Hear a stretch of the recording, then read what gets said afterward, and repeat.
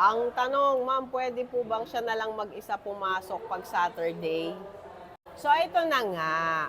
Ang bago kong chika for today, hindi na magkakaroon ng Saturday classes. Sure na yan.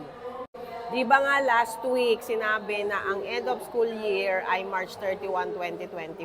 Pero ngayon, April 15, 2025 na ang end of school year. Sinabi na yan ni BBM.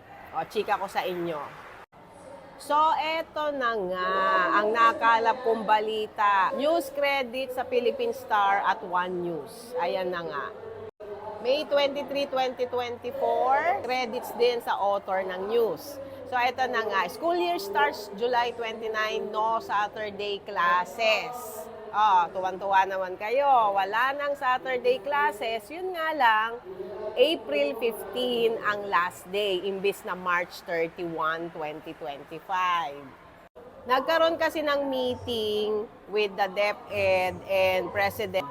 Dalawa ang present nila na option. Yung isa, July 29 ang pasukan at March 31 ang end of school year. Pero 182 days at may Saturday classes.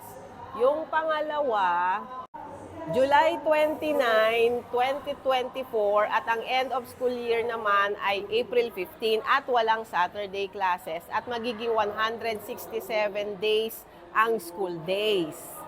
So, namili ngayon ang ating presidente. At ang napili niya ay July 29 to April 15, 2025. Sabi nga dito, the president did not want students to go to school on Saturday to complete the activities. So, ayaw nga ni BBM na pumasok pa yung mga bata tuwing Saturday. Siyempre, pahinga yon at magastos din. Kaya naman, April 15 ang napiling end of school year next school year. No Saturday classes. Sana hindi na magbago. Okay na sa atin yon, hindi ba mga mi? Dahil tuloy ang ating paglalaba tuwing Sabado at tuloy naman ang pagpapahinga ng mga estudyante tuwing Sabado. Abangan na lang natin ang mga latest na DepEd order, DepEd memo tungkol nga sa pagsisimula ng school year 2024-2025. At follow me for more! Ito nga, nandito ngayon ako sa school at rehearsal na nga lang ngayon. Have a beautiful day!